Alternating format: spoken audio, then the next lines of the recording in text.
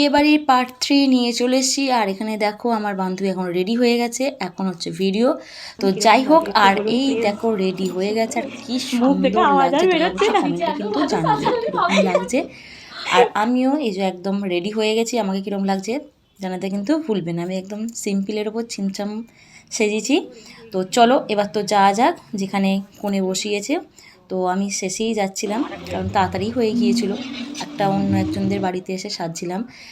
আর এই দেখো বসে পড়ে গেছে, আর কি সুন্দর লাগছে। আর পিছনে যে ব্যাকগ্রাউন্ডটাও খুব সুন্দর করেছিল।